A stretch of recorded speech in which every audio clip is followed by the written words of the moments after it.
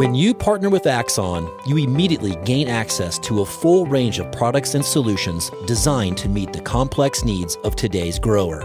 We carry all major brands and sizes of tires and wheels. We specialize in large diameter wheels for large equipment. We have one of the largest OEM replacement wheel inventories in North America. Known for extreme flotation setups, duals, and triples, we have wheels for all makes and models of tractors, sprayers, combines, and grain carts. If we don't have the wheel in stock, we'll custom build, sandblast, and paint in-house. There isn't a more vast inventory in North America dedicated to helping dealers move more iron. With facilities on the West Coast and in the heart of the Midwest, leverage our 230,000 square feet of indoor inventory to solve any problem a grower may have. Move more iron with Axon.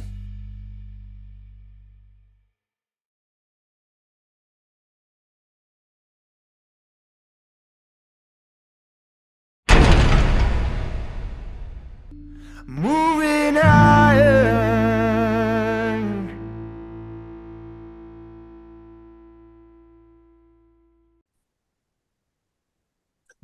Hello and welcome to Moving Iron Podcast. I got Alan Hoskins back here from Legacy Bank, and he is, I mess this up every time, Alan, but you're the president and national sales director, right? Did I get it right this time? Of American Farm Mortgage and Financial Farm Mortgage. There you Yes. go. Right on. Yep. So, Alan, nice enough to come on and talk about what's happening in the world of banking. And right now, Alan, there's a ton of stuff to talk about. We never had a time we didn't have anything to talk about. So we got the first I'll start like this way. So you're out there in your part of the world, Alan. What are you seeing right now? Are you dry? You got enough rain? What's your kind of synopsis of what you see happening out there? We're dry. Okay. And we did get some measurable rain last Sunday. We got about 1.5 inches at our farm, and we live about 45 miles away from our farm. We got about 0.5 inch. And I'd been out, our crop condition looked pretty decent. When I finished up planting, it was pretty dry. And we had gone about 16 days without any measurable rain. There's areas, Casey, that have gone longer than that. I also took a trip up into central Illinois about 2 Saturdays ago. Very dry up in that part of the world as well. Talked to some folks up there, and they were concerned. You look at stands, and particularly our part of the world, we've kind of had a double whammy. There were some folks that got out early, got crops planted under some pretty good conditions, and then unfortunately we had too much moisture there for a while. That led to very uneven emergence, and in some cases a lot of drowned out areas. I've probably seen more replant this year than I've seen over the past decade. When you couple replant with extremely dry conditions, I would tell you, Casey, as we sit here today, certainly trend line yield, I think, may be a challenge as we go forward. Obviously, we don't know what's going to happen with weather going forward. But if you take a snapshot of where we are today and project out normal, whatever that is, precipitation and temperatures for the balance of the growing season, I think an average crop would be probably our top end in our part of the world right now. Yeah, it's kind of the same thing I've been hearing from a lot of my friends in that Iowa, Illinois, Indiana area. Same story. We've been fortunate to catch some rains out here, a lot of rains out here to kind of boost things along. So we are we're ready for our growing season to we need some heat units now. So unfortunately, we've been cool and wet for quite a while now. So one of the things, Casey, that whether it's customers I work with or whether it's just farmers in general, one of the things that I would really urge producers to think about doing right now is taking the opportunity sooner rather than later. Sit back down with your lender, or if you're doing everything internally, go back in and adjust your yields. And with what we've seen in commodity prices over the past, particularly 6 weeks, go back in and look at where your revenue projections may be. Expenses are becoming a little more of a known quantity right now because fertilizer bills are in, seed bills are in, fuel bills for the spring. Folks kind of know if they didn't have fuel locked in, they know where they are, probably can project out through the end of the year. I think within the next 4 weeks, folks need to have a pretty good idea based upon where they believe their yields may be now. Obviously, planting intentions may have changed, maybe more to one crop or the other over what they initially planned. But they need to really be taking this opportunity to fine tune what 2023 may look like based upon current conditions versus what we started out with maybe in March. Yeah, that's good advice. Things have changed quite a bit when you start looking at where we started and where we're at now, and then where we could possibly be. A lot of moving parts there. All right, Fed meeting today. Everyone's expecting the Fed to hold and not to raise any interest rates. Well, we'll see what they do. They've made it pretty clear that even if they do hold, they're not going to drop interest rates anytime soon. We have seen some CPI reports come out that have been inflation rather has been slowly declining all the way through that. See some spike ups in different areas, but for the most part, you've been seeing a steady decline in inflation.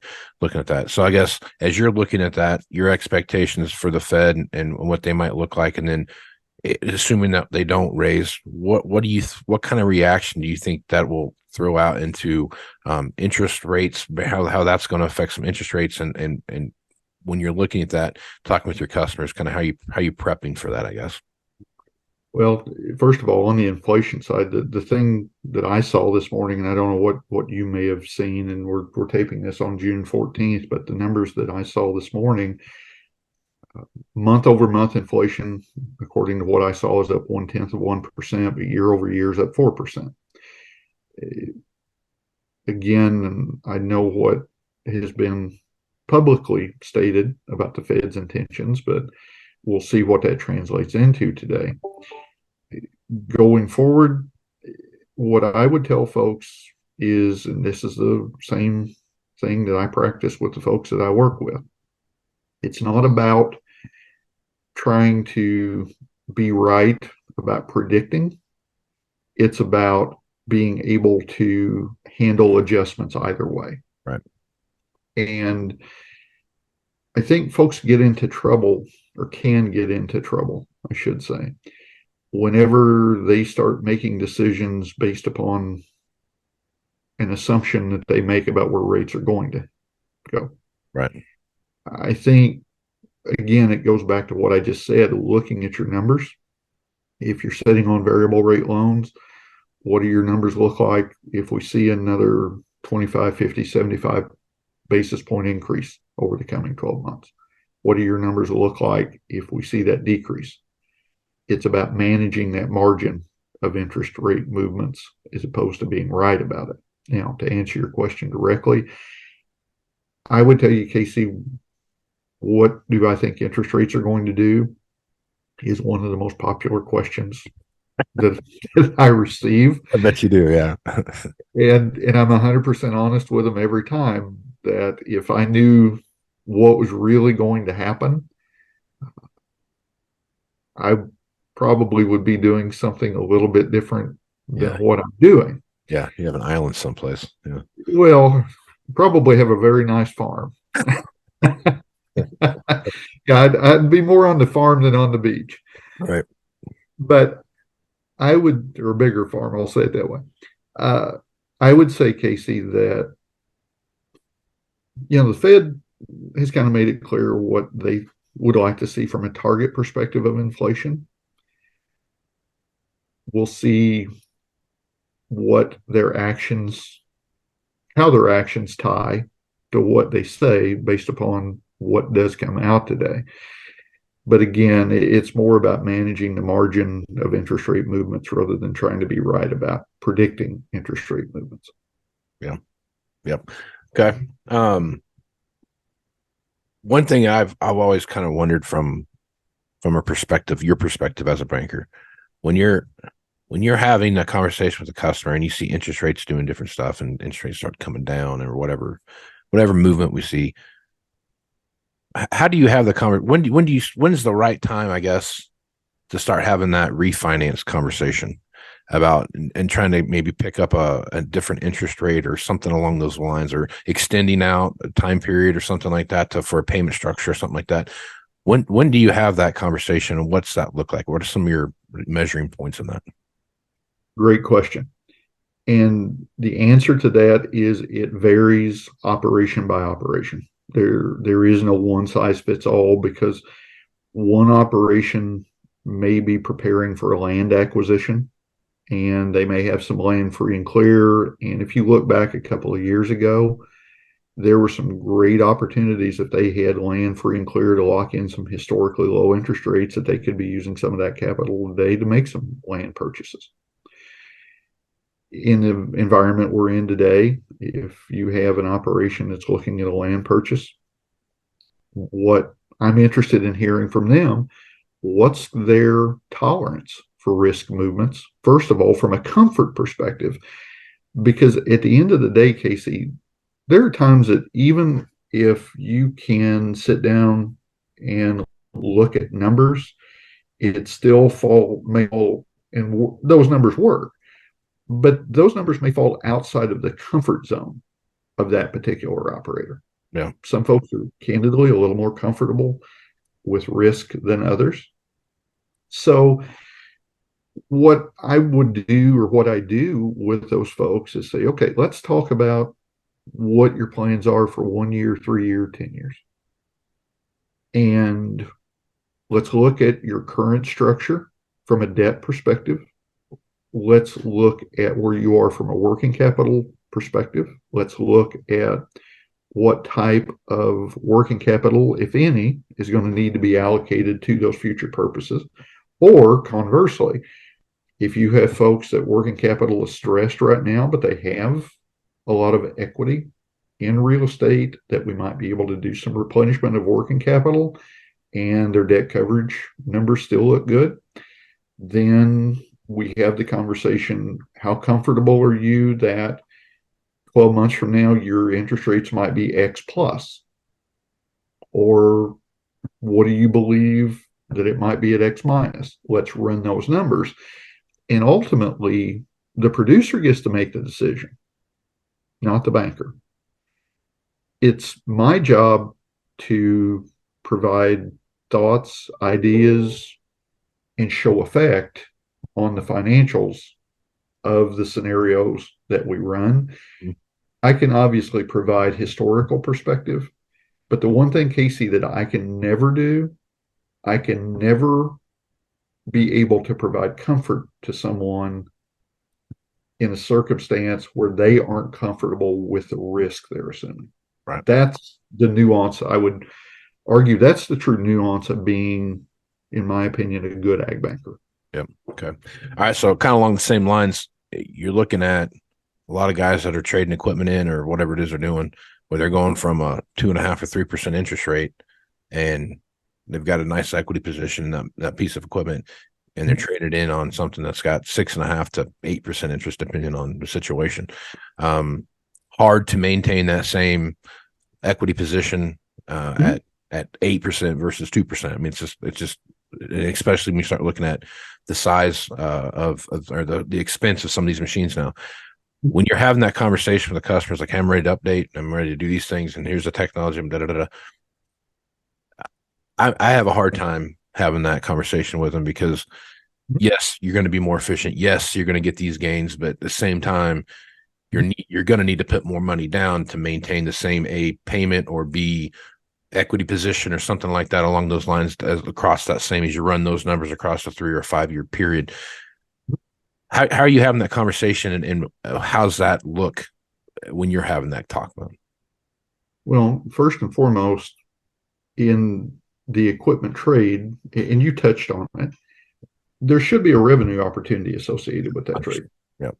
So the first thing I want to look at is ask the producer to help me understand what's your revenue opportunity by moving forward with this trade?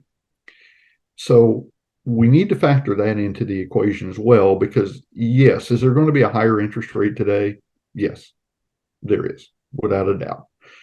So we can very easily define what the additional cost is going to be. Now, we also know there's going to be a tax savings because of the trade, because there's going to be additional depreciation, that's available to them as part of that upgrade.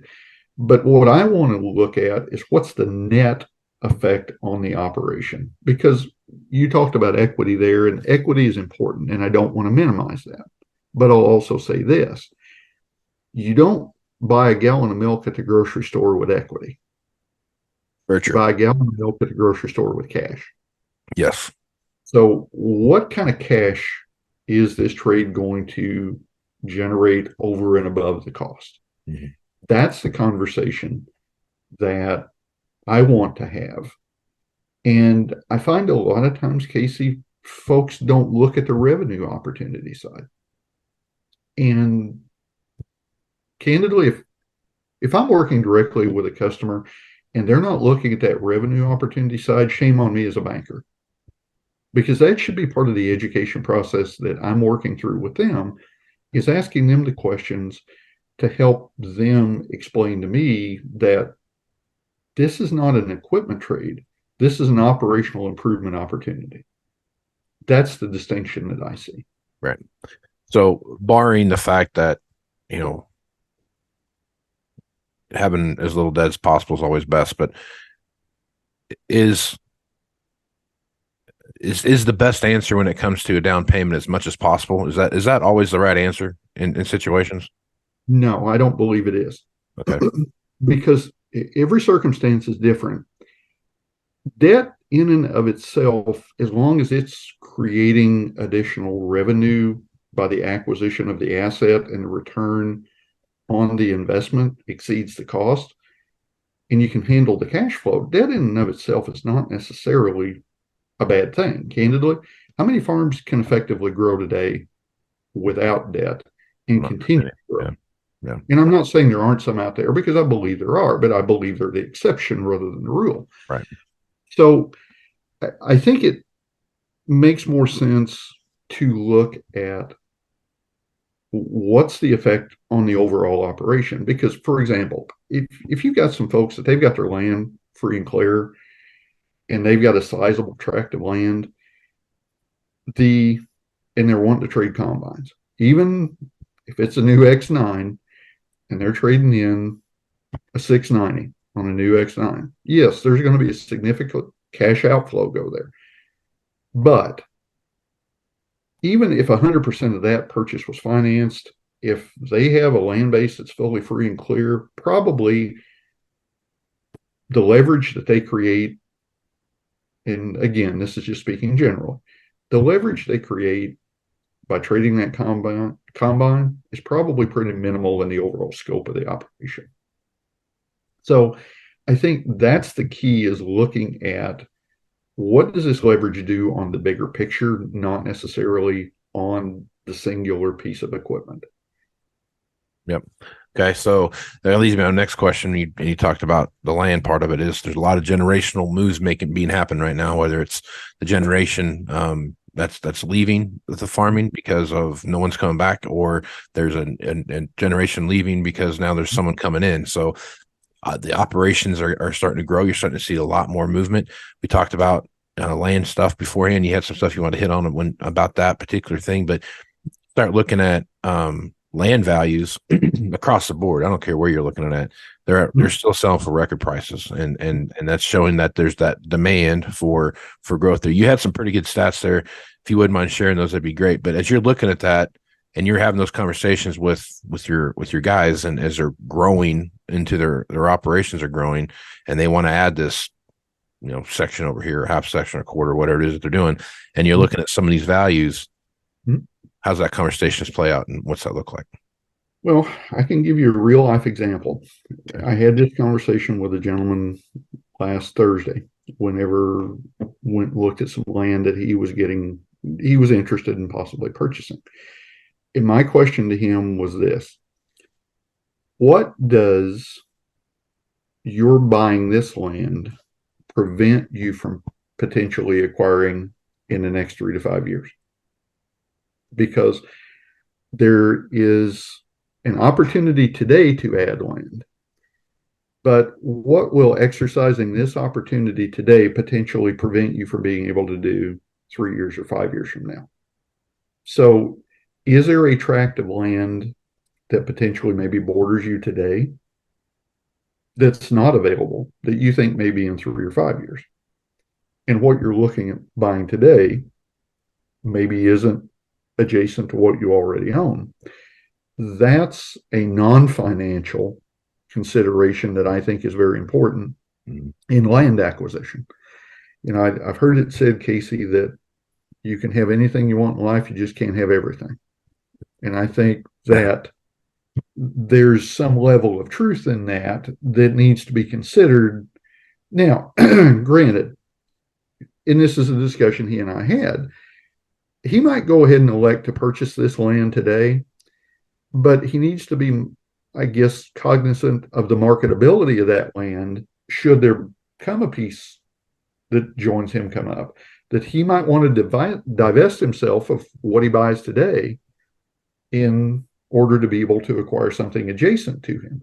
So I think that plays into, and again, that's a non-financial component of buying land that I think folks need to consider. And I know no farmer, traditionally speaking, ever wants to sell land.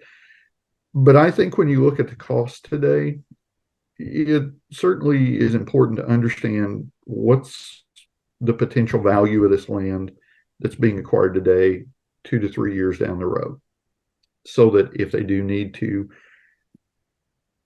acquire some other land that's more valuable to them, they might want to look at marketing this. So I think that's a consideration that they need to be mindful of when they make these acquisitions. You touched on succession planning, or pardon me, succession of land. Casey, I read an article, and this actually came out of a study that was done at Iowa State University. And this was on AgWeb a few days ago. And it talked about that basically that there were 17%, I believe was the number. Let me look to make sure. 17% of farmland owners do not have a planned successor. This is in the state of Iowa. And that to me is a very interesting statistic. So you're talking about almost 1 out of 5 of the producers in Iowa don't have a successor identified. That to me creates opportunity. Yep. And I think those are things that are good for current producers to think about, because we've talked about labor shortage in agriculture. Retiring producers are an absolutely wonderful source of labor in many cases because they want to continue to do the things they love. But many of them also would like a few less stressors in their life. Sure. So I think there's a really good opportunity there that folks may need to think about. And again, I don't know the statistics in other states. That's just in the state of Iowa. Yeah. Yeah, that's that the transfer of land and what that looks like here moving forward is going to be pretty, I think it's going to be a very important thing to watch, especially when you look at how many family farms are in, the whole corporate farm thing. But I mean, they're corporate farms that are big family farms. I mean, it's just how they have things set up. But we start looking at, are they like, who's buying that land and what are they doing with it? And is it a speculator buying it just sitting on to see if it goes up in price, or are they, are they farming it, are they sharecropping it out, or what are they doing? What's that look like? And that's going to play such a huge role in the overall spectrum of how, what farming looks like, especially in states like Iowa, Illinois, and Indiana, where you're still seeing those $25,000 to $30,000 an acre numbers come across the auction block when you watch that stuff. So, what's that look like, and how's that going to continue to work? And I think that's going to change some of the way growth opportunities are presented, I guess, to this next generation coming in of a farmer that wants to, that's either trying to, grow the operation because now there's more people in the family farm than there were to start with, trying to make a living off that, or just overall just growth in general. It's going to be an interesting play to watch. It is. And Casey, I've said this for a few years now. I think we are on the precipice of, if we're not already there, we're looking at the first generation that where mom and dad may have significant land holdings, that the coming generation will not have the ability to buy mom and dad out. Yeah. You look at say you have a mom and dad that have an owned acreage base of 1,000 acres. In all likelihood, the next generation is probably not going to have the leveraging ability to finance that kind of a buyout. Secondly, mom and dad would have in all likelihood, some fairly significant capital gains issues. Sure. If they did buy the land out. So what I would say going forward, you're going to see more multi-child families that are going to have potentially land ownership vested in an entity versus individuals. And you're going to, in all likelihood, have more non-farming children owning a percentage of the land that may be farmed by one sibling. Right. So family communication has always been a challenge historically. No kidding, right? That's going to add a layer of complexity to it. And candidly, the best time for those discussions to happen are before something happens to mom and dad, rather than after something happens to mom and dad. And I know those are hard things for many families to do. There's some folks out there that I think do a great job of helping families transition through that and helping them have those conversations. And I would say, Casey, from my perspective as a banker, one of the things that I really like to hear is when folks that have significant land holdings particularly and have non-farming children, I like to hear when they're thinking about, okay, we need to bring in someone that's an expert to help us with this. Yeah. It's not going to be cheap to do it, but it's going to be a whole lot less expensive potentially than what happens if they don't do it somewhere down the road. No, good statement. All right, Alan, good stuff, man. I think it's a good place to stop when you're looking at all the stuff we've got moving here. You got a lot of information out there. I don't know if folks want to reach out to you and get more information about what you're doing. What's the best way to do that? My email address, they can certainly reach out to me via it. It's ahoskins@americanfarmmortgage.com. They can also certainly call the office. That number is 1-800-876-2362. So would welcome any comments, thoughts. Always love to have conversations with folks and learn from them. Yep. Well, I really appreciate you taking time to be on the podcast, Alan. Well, thanks, Casey. I always enjoyed doing this. You do a great job with it. And you serve us well in the agricultural community. Thank you for what you do. I appreciate that, man. All right, I'm Casey Seymour with Moving Iron Podcast. Check me out on Facebook, Twitter, and Instagram at Moving Iron LLC, LinkedIn at Moving Iron Podcast, and check out the video version of this over on the YouTube channel, which is the Moving Iron Podcast YouTube channel. Check it out there. Go to Moving Iron LLC for everything Moving Iron related, and check out the Moving Iron Summit coming up here September 11th through the 13th. If you want more information about that, other than what's listed out there, send me an email at movingironpodcast@movingironpodcast.com. And if you're one of the first 150 people to sign up, you get a $50 discount from the folks over at Axon. So with that, I'm Casey Seymour with Alan Hoskins. Let's move some iron, folks. Out.